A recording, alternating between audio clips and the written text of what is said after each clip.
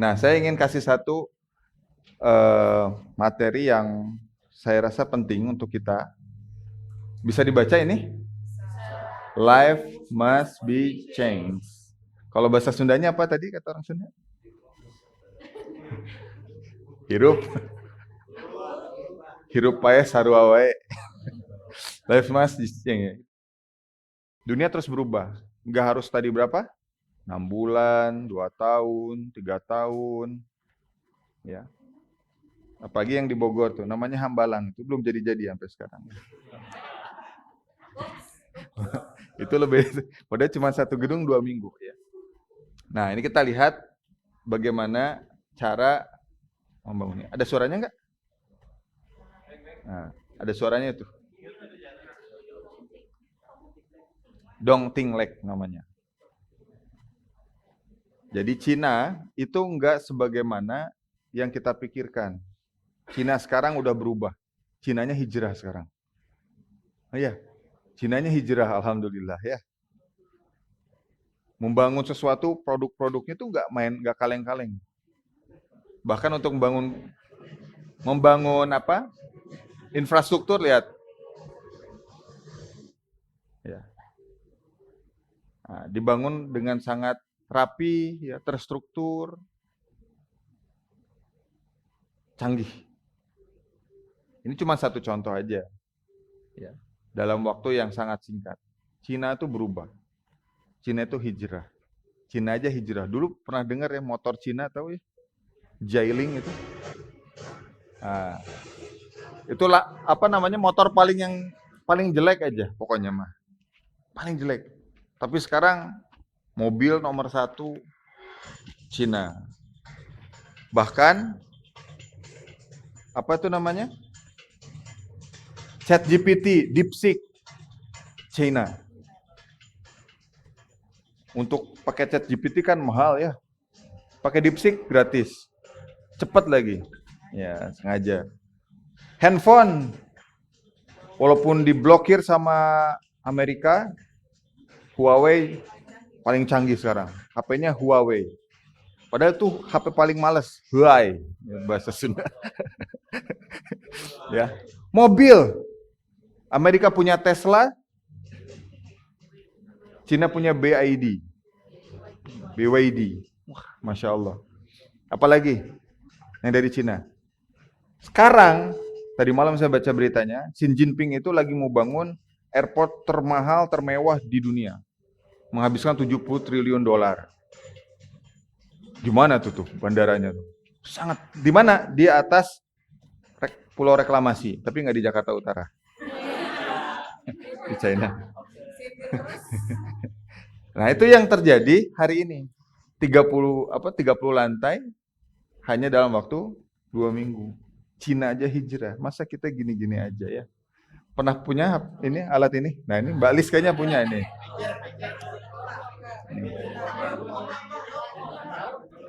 Ini adalah alat paling canggih ketika saya lahir.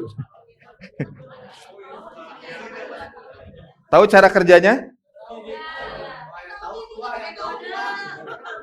Nah, jadi ini harus ada pihak ketiga, harus ada orang ketiga.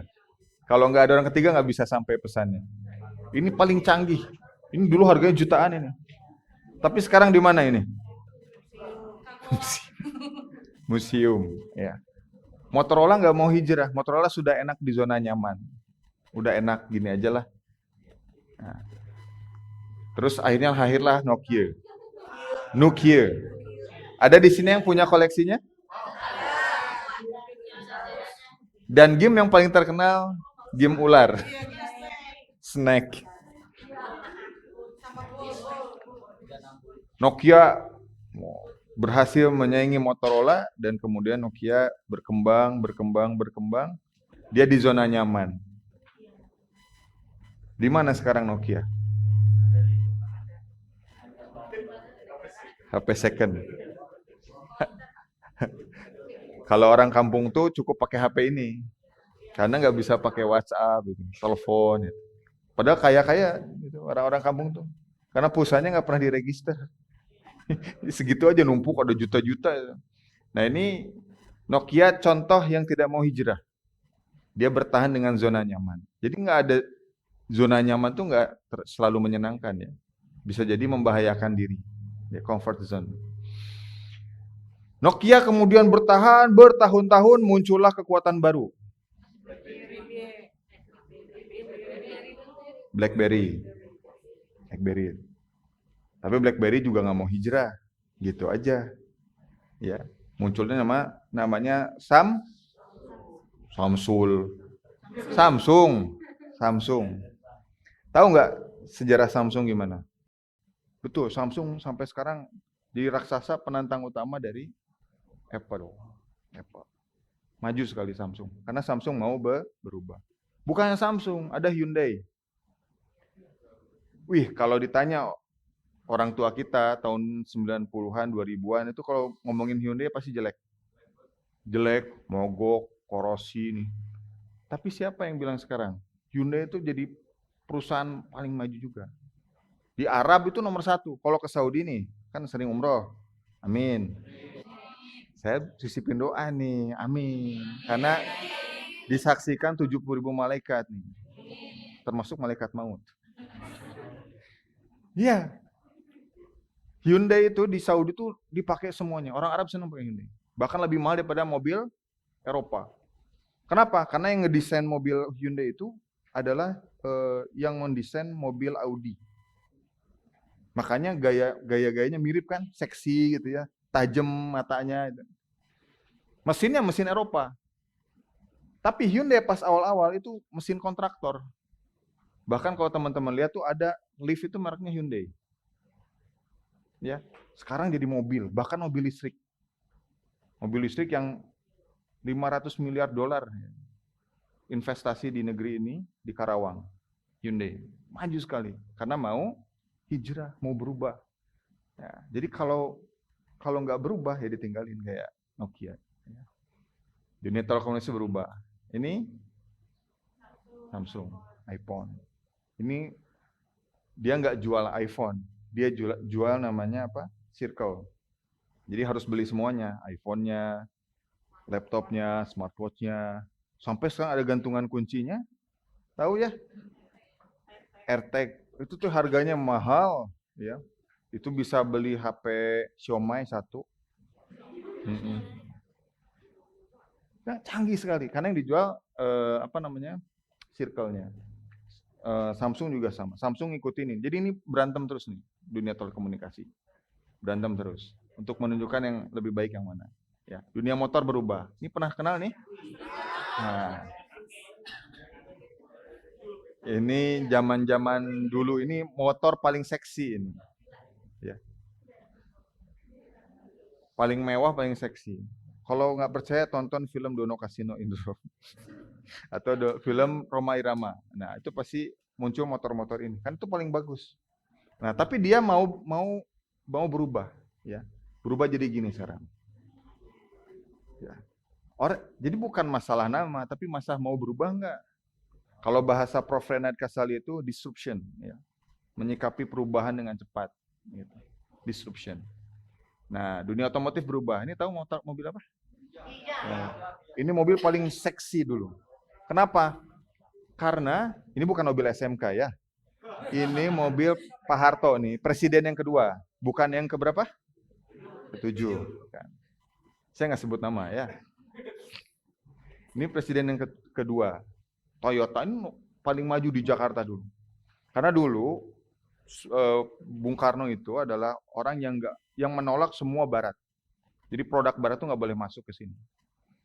Harus dibatasi. Ya. Karena kan bloknya, ingat ya, pelajaran dulu, lulus kan? Blok Timur, Blok Barat. Ya. Nah, Bung Karno itu nggak setuju dengan Barat. Nah, ini datang dari dunia Barat.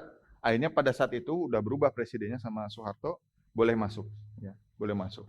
Tapi Toyota ini mau hijrah, berubah. Ya. Banyak Toyota yang sekarang. Nah ini sekarang udah berubah jadi Palisade. Ini harganya berapa? Ini umroh haji couple bisa. Kalau harganya sehaji couple. Haji couple ya. Furoda, boleh. Haji Furoda couple. Furoda berapa? Wah, hafal ya. Nah, ini dunia otomotif berubah. Dunia fotografi berubah. Dulu masih ingat ini apa? Udah. Ini kalau moto tuh hati-hati betul. Karena takut habis. Yang kedua, kaca filmnya tuh hati-hati juga, takut kebakar. Ya. Jadi kayak berharga banget gitu ya. Tapi Fujifilm dulu nggak mau berubah. Dia di zona nyaman. Dia tuh baru-baru ini berubah. Tapi udah terlambat. Pasar fotografi dikuasai oleh Canon, Sony, Nikon. Ya. Fujifilm terlambat. Nokia juga sebetulnya mau berubah. Tapi terlambat. Nah, diganti dengan lensa Sony yang canggih-canggih. Ini harga lensanya lebih mahal daripada harga kameranya. Ya, sekarang udah cukup pakai handphone. Cukup itu. Ringkas dan simple. Dunia digital berubah. Dulu nulis skripsi pakai ini nih. Tek tek tek tek tek tek tek. Ini dulu saya tanya sama para pembimbing dulu, pakai ini dia. Gak kayak kita sekarang kan enak ya. Sekarang pakai Google Doc, kirim, revisi, kirim lagi. AI lagi ya. Nah, sekarang berubah. Udah sangat canggih. Pakai AI. Nah, semuanya berubah. Nah, saya ingin lihat bahwa kalau misalkan kita nggak berubah, kita ditinggalkan. Ditinggalkan. Wallahi. Kalau kita nggak berubah, kita ditinggalkan. Apalagi di bulan ini kita sedang digojlok sama Allah untuk jadi pribadi yang lebih baik. Lisan kita lebih baik, ya. Hati kita lebih bersih. Memang di bulan lain nggak ada, setannya nggak ada. Ya. Nah, lalu perubahan apa yang membuat kita itu sadar bahwa ini mungkin bisa jadi Ramadan terakhir? Kemarin pemain tim nasional Indonesia Bejo Sugiantoro meninggal dunia. Tahu ya? Itu libero terbaik yang pernah dimiliki Indonesia. Usianya ternyata masih muda, 47 ya, 47 tahun. Dipanggil Allah. Kemarin Ketua Dewan Masjid Indonesia, Syafruddin Kambo, mantan Menpan RB, mantan Wakapolri, dipanggil Allah. Itu tuh jelang detik-detik mau menjelang Ramadan. Semuanya tuh. Berarti nggak semua orang tuh dapat kesempatan untuk masuk ke Ramadan ini. Kita dikasih kesempatan. Jangan sampai kita lewatkan momennya ini. Harapan saya malah someday atau next years ya, kita bisa kayak gini tuh di atas Masjidil Haram ya. Di lantai 5 itu ya. Iya. Tuh.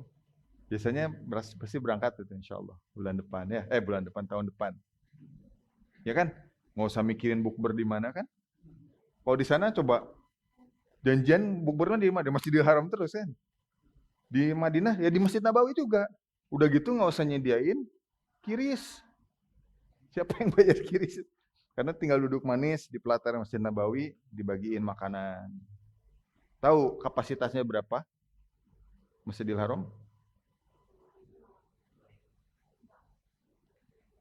Jeng jeng. Berapa? Ada lagi?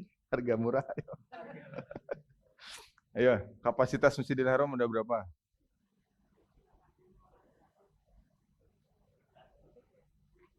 4,5 juta. 4,5 juta. Itu masih terbesar di dunia, Masjidil Haram. Besar nggak? 4,5 juta orang. Terakhir saya waktu sholat di Masjidil Haram itu, waktu sholat Jumat tuh nggak bisa ke toilet. Kenapa? Karena eskalatornya naik ke atas semua kalau lagi sholat Jumat.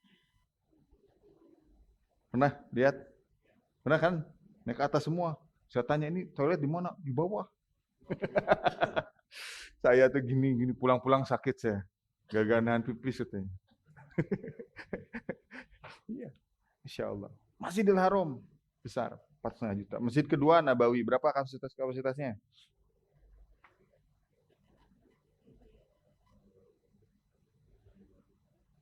2,5 juta. Berapa biayanya? pembangunannya? Loh, kok tanya saya?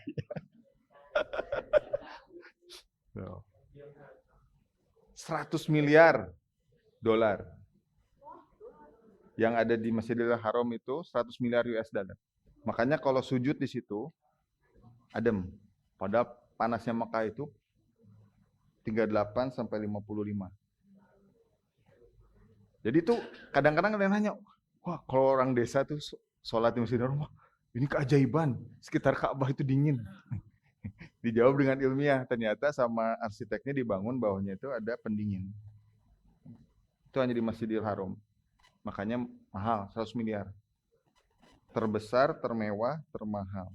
Kapasitasnya terluas. Masjid Nabawi sama. Tapi Masjid Nabawi itu 50 miliar US dollar. Makanya kan bisa dibuka kan dari atas. Bisa tutup lagi kan. Besar dan perluasan terus itu besar sekali, berubah. Kalau kita bahas Sirah, itu Masjid Nabawi itu kecil banget. Pernah nonton film Umar? Nah, sekecil itu. Atas kepala ketemu iya. Ketemu atas apa? Pendek gitu. Atapnya pendek sekali. Dan kalau sujud di zaman para sahabat nih, itu para sahabat kalau sujud itu kepalanya panas mendidih. Karena 50 derajat kan suhunya di situ di Nabawi itu. Nah, kok sekarang bisa dingin? Nah, ini adalah keajaiban. Padahal itu ada teknologi. Kayak Qatar lah, Qatar ya, main bola kan ada pendinginnya tuh. AC-nya nggak tahu tuh berapa listriknya tuh. Nah, jadi balik ke tadi bahwa Ramadan ini adalah bulan perubahan. Nah, perubahan seperti apa? Saya ingin gambarkan kita ini sebelum puasa seperti ulat. Ulat ini punya masa hibernasi. Masa hibernasi ulat itu menjadi kepompong. Nah, puasa ini tempat hibernasi kita. Karena kita bisa nahan semuanya. Yang halal aja di bulan puasa ini, itu nggak boleh. Suami istri, ya, makanan, itu dijaga semua. Yang membatalkan puasa. Maka saat puasa ini, kita dibuat hibernasi sama Allah. Bahkan kalau kita meninggal nih di bulan Ramadan, kita sedang berpuasa, Allah sediakan satu pintu surga namanya Babu Royan. Ya. Itu hanya khusus dimasuki hanya oleh orang-orang yang berpuasa, saat puasa. Dan harapannya setelah nanti masuk Syawal, berubah jadi kupu-kupu yang cantik. Itu filosofi perubahan. Jadi ada dua sebetulnya contoh filosofi perubahan di bulan Ramadan. Kita mau jadi kupu-kupu, atau kita mau menjadi ini, ular. Ular itu punya masa hibernasi juga. Ya, masa hibernasi ular itu berubah menjadi kulitnya saja. Ya. Lalu kemudian kembali menjadi ular. Ya. Ini filosofi perubahan Ramadan. Ya. Nah, maka kita harus hijrah, harus berubah. Kita nggak bisa gini-gini aja. Dan kita harus meninggalkan zona nyaman. Zona yang semua orang tuh senang. Nah, maksud saya perubahan itu harus dimulai dengan diri kita. Ya. Dengan apa yang disebutkan dalam kitab Lisanul Arab, ya. Berarti pindah dari satu tempat ke tempat yang lain, dari satu keadaan ke keadaan yang lain. Ini hijrah. Nah, hijrah dari gelapnya jahiliyah menuju cahayanya Islam. Hijrah dari, kalau jomblo mah bukan hijrah ya, menikah. Tapi saya kasih solusi deh nanti yang jomblo ya. Tenang. Enggak, nanti aja lah. Nanti setelah ini ya. Dari darul kufur menuju darul Islam, dari kebiasaan buruk menuju kebiasaan baik, dari maksiat menuju taat. Ini hijrah. Karena kita nggak tahu kapan Allah panggil ya. Bisa jadi teman-teman duluan, saya belakangan. Bisa jadi belakangan, teman-teman duluan. Nah, kan nggak tahu. Ya. Dan mati itu bukan nomor urut. Kalau kita lahir kan nomor urut ya. Ada kakak, adik di bawah kita ada lagi. Tapi kalau namanya mati itu nomor cabut. Meninggal. Tiba-tiba, suddenly. Nggak ditanya dulu jabatannya apa. Oh, Menteri ESDM meninggal tiba-tiba. Nggak ditanya dulu, maaf ini Menteri ESDM. Enggak. Pokoknya kapan, ya, kapanpun pasti dipanggil Allah. Kan nggak ada yang pasti kecuali kematian kan. Jodoh nggak pasti, ya, iya kan. Amal kita belum pasti. Apa yang pasti dalam dunia ini? Meskipun dijanjiin, tenang saya kamu nikahin. Tanggal 15 Syawal. Tiba-tiba iya dia nikah tapi bukan dengan kamu. Iya kan? Iya. Nggak ada yang pasti di dunia ini. Nggak ada yang pasti. Rezeki pun nggak ada yang pasti kan? Nggak ada yang pasti. Saya ketemu orang di Malaysia, itu orang Sunda, orang Tasik. Orang Tasik, dia itu alumni Gontor, Gontor tau ya, di Ponorogo. Dia berangkat dari Jawa Timur, selesai S1, S2 di Malaysia. Dalam keadaan sangat gembel, nggak punya apa-apa. Miskin parah, nggak punya apa-apa. Terus dia hijrah. Kan dari ketidakpastian itu kita cari yang pasti kan. Karena ketidakpastian itu menghasilkan penyakit anxiety. Ya, cemas, was-was itu kan nggak pasti kan. Iya kan? Deg-degan.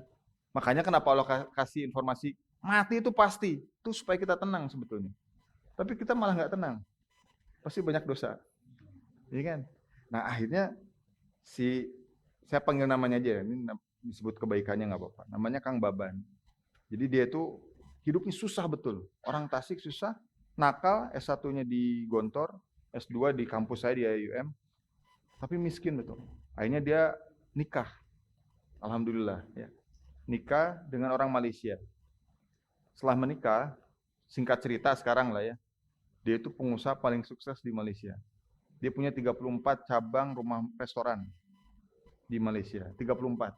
Dan nggak ada yang tahu ownernya orang Sunda, Tasik.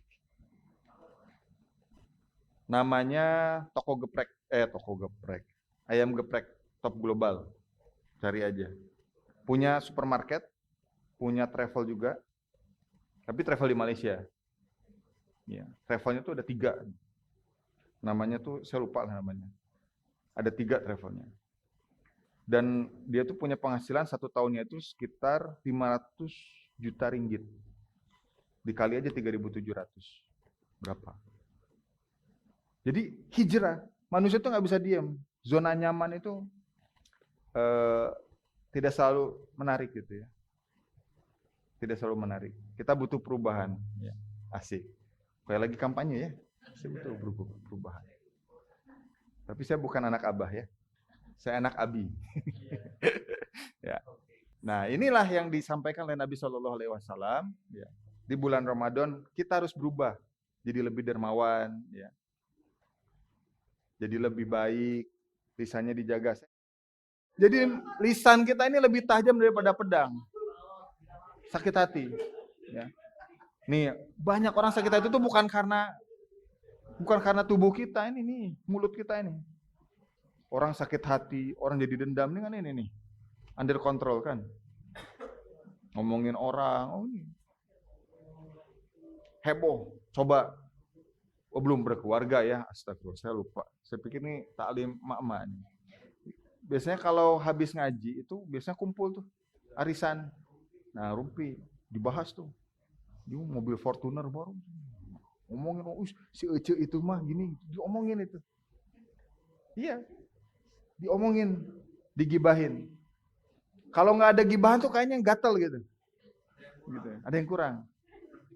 Makanya alhamdulillah saya senang banyak emak-emak yang ngaji hari ini. Bener, banyak emak-emak yang ngaji. Karena ini isi kepala kita itu, teman-teman, apa yang masuk itu yang keluar. Kalau yang masuknya misalkan kayak teko isi kepala kita. Jadi apa yang masuk itu yang keluar. Kalau yang masuknya itu adalah susu, keluar pasti susu. Kalau yang masuknya teh, keluar teh. Kalau teh dan susu yang masuk keluar jadi tarik pinter. KS. Ya Allah. Iya kan? Isi kepala kita tuh kayak teko, apa yang masuk itu yang keluar. Makanya kalau masuk itu yang baik-baik, yang keluar pasti baik. Iya kan? Kalau yang masuk sirah Nabi, kemuliaan Khadijah, kemuliaan Aisyah, kemuliaan Sahabiah, itu yang keluar itu juga. Tapi kalau yang keluarnya itu Yang masuknya itu apa? Song Hye Kyo itu ya. Atau artis-artis K-pop ya. Yang keluar itu juga. Jadi Masya Allah, teman-teman nih sudah di circle yang baik ya. Ada banyak kajian, ownernya cinta Islam ya. Insya Allah. Tinggal kita istiqomah aja ya, insya Allah. Baik ya. Nah ini kata Einstein, hanya orang gila yang berharap hasil berbeda dengan cara yang sama. Ini kata Einstein. Jadi kalau kita nggak berubah, kita ingin hasil yang saya ingin kaya, saya ingin. Baban yang tadi saya ceritakan itu, hidupnya susah, pernah direndahkan, dihina, jadi tukang apa namanya, office boy, cleaning service, sama. Kalau mau berubah harus dengan cara yang lain. Ya. Nah kata Allah Subhanahu Wa Taala, Innallaha la yughyiru ma biqaumin hatta yughyiru ma bi anfusihim. Allah tidak akan mengubah keadaan suatu kaum hingga mereka mengubah anfusihim, pemikiran mereka, mindset mereka. Dan ternyata teori ini dipakai sama salah satu dokter dari Amerika. Dia nulis buku namanya Mindset. Pernah lihat? Itu yang paling penting. Jadi mengubah mindset kita, cara berpikir kita. Ya, ubah aksimu, Allah akan ubah nasibmu. Ya, ini bagaimana supaya kita berubah? Maka bagaimana kita melihat kondisi kita hari ini? Pertama, what is the purpose of our life? Apa tujuan hidupnya? Tujuan hidupnya apa? Menikah. Tujuan hidupnya apa? Wah. Muda foya-foya, tua kaya raya, mati masuk surga, mimpi ya. What is the purpose? Tujuan hidup kita. Oke, saya ingin kasih gambaran tentang tujuan hidup. Ini bukan WUS. Ini bukan WUS. Karena saya latar belakang Prancis, ini namanya TGV. Le Train Grand Vitesse. Ini kereta api tercepat di Prancis. Sangat cepat, 500 km per jam. Sekali naik itu sekitar 150 euro. 150 euro. Ya. Jadi set langsung nyampe. Nih. Mau nggak saya ajak naik ini? Betul. Serius? Yakin? Tapi masuk jurang. Mau diajak? Kenapa? Karena kita nggak tahu kan tujuan hidup kita apa. Saya tanya tujuannya kemana? Kalau kita beli aplikasi, beli tiket pesawat, tiket travel aja, kita akan cari nih dari mana ke mana. Kita mah ikut-ikut aja, yang penting enak kan. Kita nggak tahu tujuannya kemana. Bisa jadi ini ke jurang. Pokoknya ikut Ustaz, ikut gitu ya. Tapi ternyata tujuannya ke jurang, kan nggak mau. Kalau udah tahu tujuan hidupnya kan, tujuannya kemana, baru kita akan melangkah. Maka yang paling awal yang harus kita rubah adalah tujuan hidup kita ini untuk apa. Mungkin ada yang salah dari cara pandang kita melihat tujuan hidup kita. Bisa jadi yang kita cari itu adalah dunia. Ya. Yang kita cari itu gaji. Mungkin ada yang salah dari cara pandang kita. Tujuan hidup. Padahal semua hidup kita ini, tadi sudah ada yang jawab tuh. Wa ma khalaqtul jinna wal insa illa liya'budun. Untuk menjadi hamba Allah. Jadi budaknya Allah. Budaknya Allah. Pembantunya Allah. Saya tanya teman-teman, jadi pembantu itu bagus atau enggak? Depend. Pembantu Allah, jadi Abdullah kan hamba Allah. Pembantu presiden namanya apa? Menteri. Menteri kan? Keren. Kita di atas menteri, Abdullah. Ya, jadi Abdullah. Tujuan hidup kita jelas untuk mendapatkan Allah. Ini pesawat apa? Nah, ini saya bahas Prancis lagi. Ini adalah pesawat Airbus A380. Ini pesawat punya 2 mesin. Ini dibuat di kota Toulouse. Direktur ASEAN Airbus ini itu teman saya namanya Monsieur Maxine ya. Nah, ini pesawat paling canggih di dunia. Karena kalau pesawatnya mesinnya mati satu, yang kedua hidup. Wow, ngeri banget. Ada 2 mesin Airbus.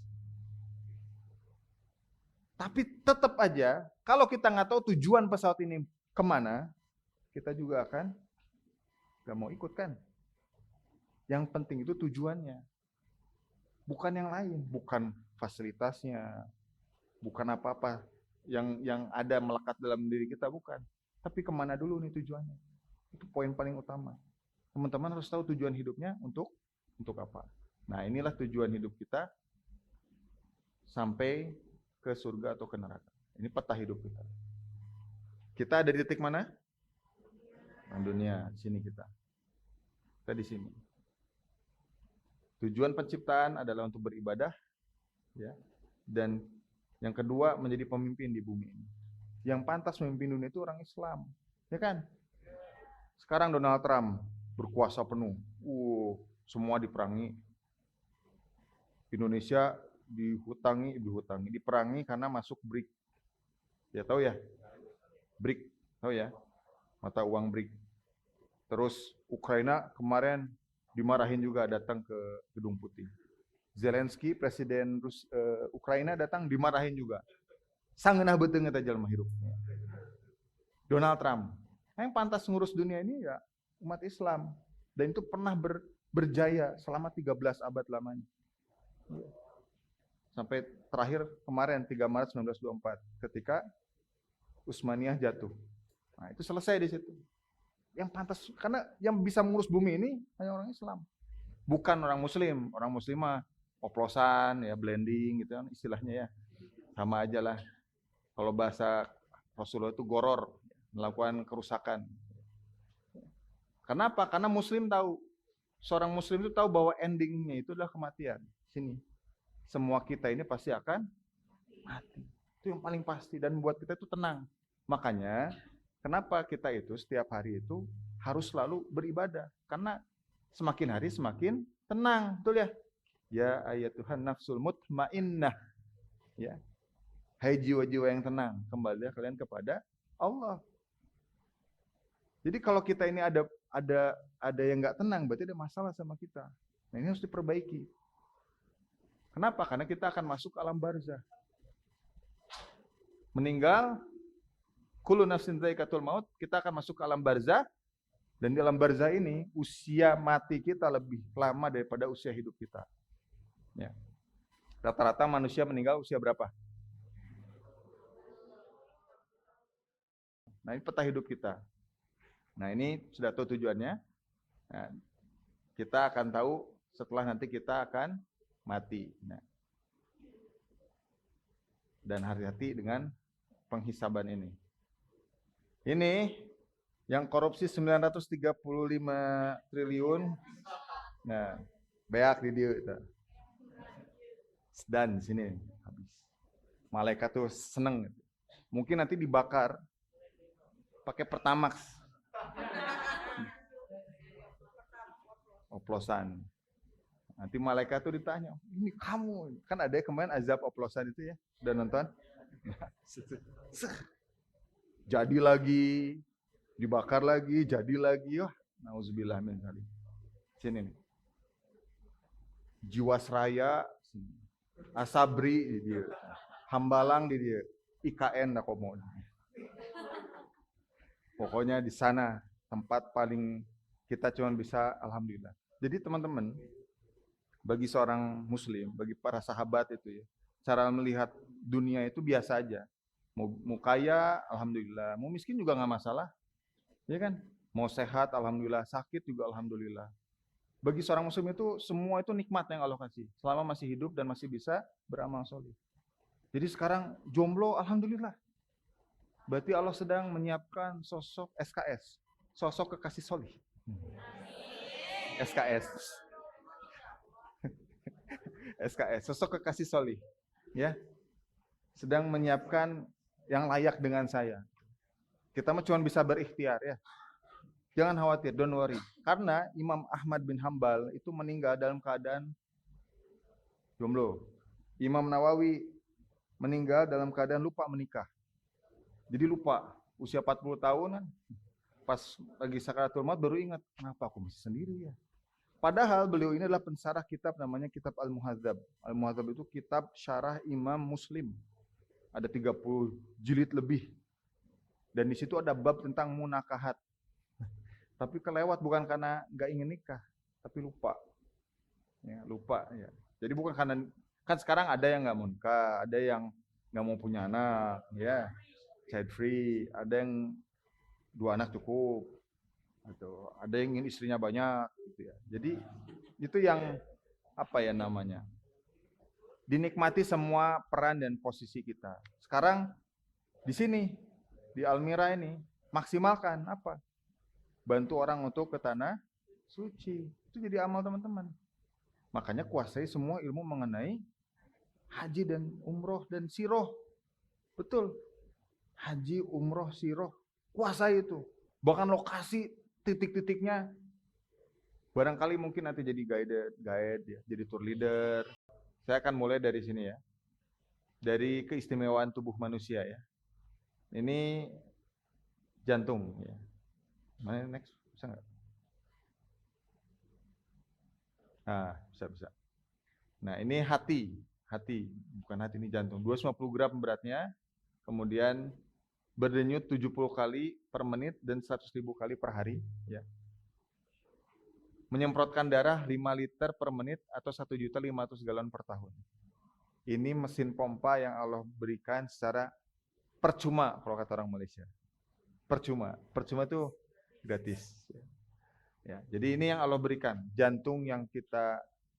Jadi gini, orang itu belum tentu mati misalnya karena hilang kaki atau hilang tangan. Tapi jantung ini titik manusia, jantung ini. Kalau ini berhenti, selesai. Tapi kalau ini masih jalan, tetap masih bisa bergerak. Makanya kayak film Iron Man kan itu, ngegambarin jantung itu sentralnya. Nah, dari semua keistimewaan ini, ada sisi istimewa lain yang ada dalam diri manusia. Kita tadi bahas fisik luar ya, ini kita bahas dalam. Ada yang paling besar yang membedakan manusia dengan yang lain, yaitu akal. Akal ini yang membedakan kita dengan monyet. Saya tanya teman-teman semua ya. Di sini di samping saya ada monyet. Jangan di situ ya. Di sini ada monyet. Monyet dikasih 2 pilihan. Pilihan pertama, monyet dikasih uang 15 juta rupiah. Pilihan kedua, monyet dikasih pisang 1 sikat. Kira-kira monyet pilih yang mana? Kalau teman-teman? Dua-duanya. Saking rakusnya. Enggak.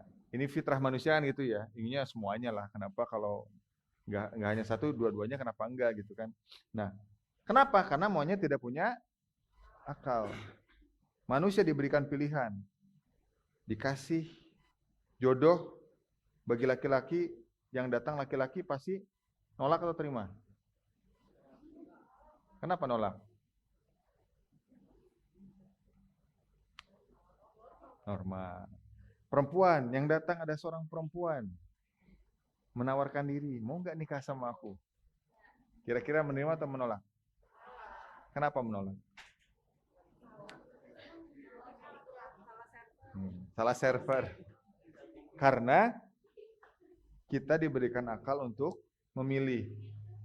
Hidup adalah pilihan. Life is choice. Pilihan. Pilihan itu berasal dari akal kita. Kita mau jadi bodoh bisa, kita mau jadi pintar juga bisa. Ya kan? Kita mau korupsi bisa, kita mau jadi orang yang jujur bisa. Ya. Itu semua ada di akal kita. Nah, ini adalah salah satu bentuk hidayah yang Allah berikan, ya. Ini pemberian hidayah. Ada yang bilang, "Ustaz, tunggu hidayah dulu deh. Baru saya mau berubah." Aimaneh kemana wae, ya. Kamu kemana aja? Akal ini tuh hidayah yang Allah berikan. Itu kata Imam Al-Ghazali. Imam Al-Ghazali itu bilang dalam kitab Ihya Ulumuddin, salah satu hidayah itu ada hidayah akli. Hidayah akli. Yang kedua hidayah nakli, Quran, hadis, itu hidayah nakli. Masa kita baca ayat-ayat tentang neraka kita nggak nangis? Wong kalau kita sholat di depan Masjidil Haram, orang Arab itu kalau imamnya Syekh Sudes, surahnya surah Al-Qiyamah itu nangis semua. Kecuali kita yang nggak nangis. Mungkin kita nangis karena kita nggak ngerti. Iya. Yeah. Ada tuh waktu saya sholat di samping saya tuh orang Yordania nangis. Samping saya orang Medan. Ya. Nangis juga. Saya pas tanya, tadi nangis kenapa? Saya nggak ngerti itu apa. Ya Allah ya. Jadi itu hidayah itu dari akli nakli. Mau nunggu apa lagi?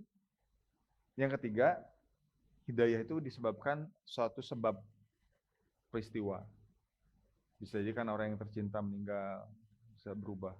Tapi masa kita harus nunggu itu kan ya? Kenapa nggak kita berubah dari sekarang? Kenapa kita nggak buat bangga orang tua kita dengan kita dekat dengan Al-Quran, kita dekat dengan ulama, kita dekat dengan sakofah Islam? Kenapa nggak dari sekarang? Kenapa harus nanti? Ya, maka berubah dari sekarang. Nah, untuk ilmu kita membutuhkan ini yang paling sering disampaikan ya, kecerdasan, semangat, bersungguh-sungguh, biaya, bersahabat dengan guru, dan memerlukan waktu yang lama. 6 ini. Kuliah PhD itu mahal. Tapi kalau yang sponsorinnya Pertamax kemarin tuh bisa nyetak. Kemarin tahu salah satu influencer matematika namanya Jerome Pauline. Dia ngebuat kalkulasi. Seandainya uang yang dipakai korupsi Pertamina itu dipakai untuk biaya sekolah. 1 triliun saja itu ada 935 triliun. 1 triliun itu setara dengan berapa? 1000 miliar. Pernah lihat? Enggak ya. Tapi kan di Jakarta kemarin ada yang ketangkep itu ya. Nah, itu baru promosi itu dari Kejaksaan Provinsi Jawa Timur itu. Nah, ada uang 1 triliun di dalam rumah. Itu gimana caranya ya? Saya aja nggak kebayang. Gitu. Ya. Nah, 1000 triliun itu kita hidup nih, kita punya gaji nih, 1 bulan 1 miliar. 12 bulan berapa? 12 miliar. Dikali kalau usia kita 63 tahun berapa? Masih bisa hidup kan? 1 miliar loh. Tapi kalau dipakai buat pendidikan, itu bisa bangun 1 triliun itu bisa bangun 1000 sekolah. 1 triliun itu bisa nyetak 1.987.000 sarjana baru sampai lulus sampai selesai. Ya Allah. Sekarang banyak di Malaysia aja, banyak mahasiswa Indonesia itu kesusahan luar biasa untuk sekolah. Karena pemerintahnya benar-benar apatis banget. Nggak mau peduli. Ada sih LPDP, tapi susahnya nggak karuan. Susah banget. Dan itu tuh diprioritasi untuk ASN duluan. Kalau untuk kita mah ada apa tuh? Gitu akan dilihat sebelah mata. Itu. Kamu bukan ASN, bukan apa-apa, mas kamu dapat. Itu jadi masalah betul. Saya malah sedih itu. Pemerintah Malaysia sendiri ngasih subsidi besar banget. Bahkan Prancis itu gratis sekolah S3. Bagi siapapun, nggak lihat kamu tuh hitam putih, pendek, pesek, hidungnya gitu, mancung. Nggak dilihat. Kamu mau belajar di sini, kita biayain. Bahkan universitasnya ngasih garansi. Kalau kamu lulus dari universitas ini, kamu akan dapat kerja ini. Universitas sampai seperti itu. Di Amerika, di Inggris. Sekarang kita lulus tuh nggak tahu kerjanya apa. Karena nggak ada kerjaan. Ya, iya kan? Sekarang orang kuliah doktor untuk apa? Untuk nyaleg, untuk nyalon. Doktor, DR, doktor honoris causa. Doktor humor causa. DR. Betul. Akhirnya sampai kuliahnya cuma 6 bulan. Doktor keluar. Padahal butuh waktu yang lama. Kecerdasan, semangat, bersungguh-sungguh, biaya, bersahabat dengan guru, dan waktu. Dan teman-teman harus, guru saya Profesor Daud dari Yaman tuh bilang gini, never stop learning. Jangan pernah berhenti belajar sampai kita mati. Karena untuk masuk surga itu kita butuh ilmu. Iya kan? Sekarang saya tanya, sholat itu butuh ilmu nggak? Wudu butuh ilmu nggak? Saya pernah lihat ada orang wudu sampai 5 kali. Terus saya perhatiin, terus wudunya kok lama banget gitu ya. Terus saya tanya, mas kenapa wudunya sampai 5 kali? Kata dia jawabnya simpel, kalau ketut sekali masih ada 4 cadangannya.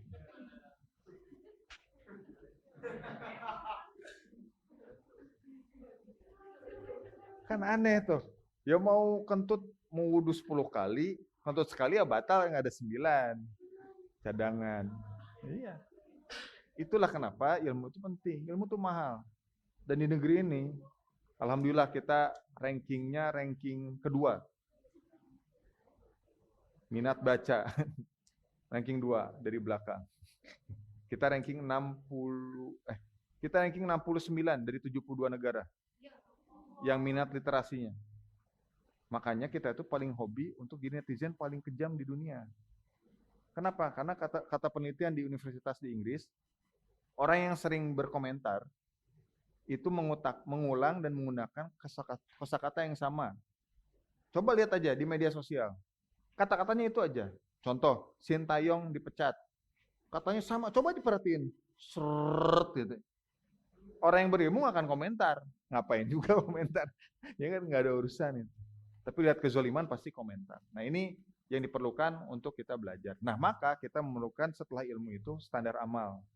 Pertama, kerjakan yang wajib. Coba kita ulang bareng-bareng. Kerjakan yang wajib. Upayakan yang sunnah. Hati-hati dengan yang tinggalkan yang campakkan yang haram. Jadi ini standar kita. Teman-teman udah jadi ustadz. Di sini juga ustadz semua.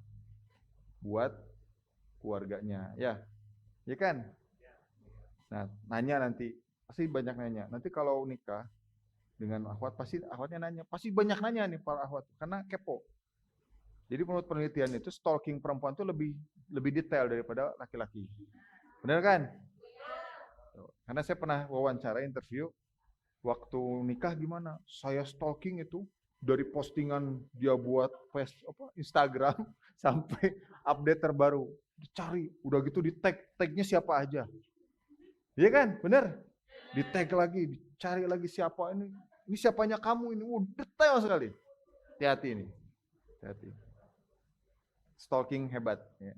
Karena apa? Karena tadi kepo. Terus nanya nanti kalau udah nikah. Ini, mohon maaf ya. Ini darahnya darah apa nih? Pasti bakal nanya. Head gimana? Hukum safar ketika sholat berjamaah gimana? Pasti pertanyaannya itu aja. Tinggal siapin aja. Jawabannya kan, tinggal jawabannya siapin aja. Nanti nanya, Abi, hukumnya sholat kita di safar atau enggak ya nih? Di jamaah atau enggak ya? Pasti nanya, pasti bakal banyak nanya. Sekarang belum ada Abi ya, adanya Bapak. Nanya Bapak, ya kan? Tapi Bapak, naon atuh neng gitu ya. Nah, jadi itu jadi masalah. Maka teman-teman di sini yang para ikhwan, saya ngajak teman-teman untuk benar-benar serius untuk jadi seorang bapak, suami, ayah, karena kalian adalah ar-rijalu qawwamuna 'alan nisa. Laki-laki itu pemimpin bagi perempuan. Bakal ditanya banyak dan kita sudah siap pertanyaannya kalau kita punya ilmunya. Kalau belum, belajar terus sekarang. Baca lagi buku fikih, tapi jangan merasa ini paling benar pendapat kita, ya. Selama ada dalil silakan itu yang diambil yang paling kuat, gitu ya. Ini standar amal ya. Nah kita harus segera berubah. From good to be great. Jadi lebih baik lagi. Setiap harinya, setiap detiknya, setiap waktunya. Karena dulu ada seorang Yahudi, ya, dia menghentikan sebuah kendaraan, seorang qadhi, seorang hakim namanya Ibnu Hajar al-Asqalani. Ibnu Hajar al-Asqalani ini adalah pensyarah kitab Sahih Bukhari. Ada 40 jilid kitabnya. Imam Ibnu Hajar diberhentikan oleh seorang Yahudi. Dan Yahudi itu bertanya ya kepada Ibnu Hajar. Wah Ibnu Hajar, hadis nabimu yang ini salah. Ad-dunya sijnul mu'minin wa jannatul kafirin. Dunia itu adalah penjara bagi orang mukmin dan surga bagi orang kafir. Yang nanya hafal hadis Nabi. Yang nanya itu Yahudi miskin. Ibnu Hajar mendengarkan dengan seksama. Ketika mendengarkan dengan seksama, selesai kamu? Selesai. Oke, saya jelaskan. Hadis ini tidak pernah salah. Kehidupan dunia adalah penjara bagi seorang mukmin. Karena seorang mukmin tidak boleh makan sembarangan, seorang mukmin tidak boleh minum sembarangan, seorang mukmin bangun tidur sampai tidur lagi ada aturannya. Saya dengan punya pasukan pengawal, dengan kereta kuda sebagai seorang qadhi, sebagai seorang hakim, ini menurut saya adalah penjara. Kenapa? Karena saya tidak bisa melakukan seenak saya tidak bisa melakukan suap menyuap, saya tidak bisa melakukan korupsi, karena semua akan dihisab oleh Allah Subhanahu wa taala. Dan kamu di dunia ini ya adalah dunia yang bebas buat kamu. Kamu mau ngapain bebas, kamu terserah Mau ngapain aja, mau makan apa aja, mau minum apa aja kamu boleh. Terserah dengan kehidupanmu yang sekarang ini. Tapi nanti setelah aku mati, disitulah titik kebebasanku. Aku mau ngapain aja, terserah. Aku mau makan apa aja, bebas. Dan kamu di sana di penjara. Akhirnya apa yang dilakukan oleh orang Yahudi itu? Setelah berpikir lama, panjang diskusi dengan Ibnu Hajar, kemudian dia bersyahadat di depan Ibnu Hajar. Yahudi, hafal hadis Nabi. Coba anak SD sekarang tanya hadis ini. Nggak tahu, taunya Mobile Legend. Ya. ML. Inilah kehidupan dunia. Dan akhirnya yang membuat para sahabat itu selalu berdoa setelah selesai sholat. Ini doa yang paling sering dibaca oleh Abu Bakar. Ini orang yang dijamin masuk surga ya. Ada 10 orang sahabat yang dijamin masuk surga. Salah satu di antaranya adalah Abu Bakar. Abu Bakar berdoa, ya Allah, jadikanlah dunia ini di tangan kami. Bukan di hati kami. Ini maknanya mendalam. Kalau di tangan, kita mudah melepasnya. Set, kita lepas. Tapi kalau di hati, lengket. Ini yang membuat kita itu takut mati, takut kehilangan. Ya. Ini. Karena dunia itu nempel di hati kita, bukan di tangan kita. Ini doanya para sahabat. Kita kan mintanya, ya Allah, gajinya dinaikin. Ya Allah, rezekinya diluasin. Abu Bakar enggak minta di sini. Bahkan ada satu doa Rasulullah. Rasul itu berdoa, ya Allah, wafatkan aku dalam keadaan miskin. Tapi itu saya yakin enggak berani doain sama teman-teman di sini. Ya kan? Jadinya kaya. Pasti doanya kaya terus. Rasulullah tuh, ya Allah. Kenapa? Karena hisabnya lebih ringan daripada orang yang punya banyak harta. Makin banyak harta, makin banyak hisab. Termasuk baju-baju di kamar kita, tas-tas yang ada di rumah kita, sepatu-sepatu yang nempel di rak-rak kita, itu akan dipertanyakan oleh Allah Subhanahu wa taala. Jadi kalau sudah tidak terpakai mendingan disedekahkan. Ya, disedekahkan. Pasti banyak yang membutuhkan. Nah, harga dunia kata Rasulullah, tidaklah dunia itu dibandingkan dengan akhirat kecuali hanya semisal seseorang dari kalian memasukkan jarinya ke dalam lautan, kemudian diangkat. Yang menetes itu harga dunia.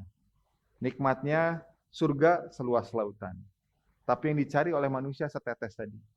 Jabatan, gelar, ya, status sosial. Itu yang dicari status ini. Perselingkuhan. Ini yang dicari setetes. Yang ditinggalkan satu selautan. Nah, kita mudah-mudahan dapat selautan. Amin. Nah, berapa lama perantauan kita ini? Manusia ini zaman hidup 70 tahun. Rasulullah Maut meninggal 63 tahun. Apakah ini termasuk masa yang lama? Lama enggak? Sebentar. Nah, kata Allah, tiap-tiap yang bernyawa pasti akan merasakan mati. Kullu nafsin dha'iqatul maut. Jika telah datang ajal mereka, maka mereka tidak dapat mengundurkannya barang sesaat pun dan tidak pula mendahulukannya.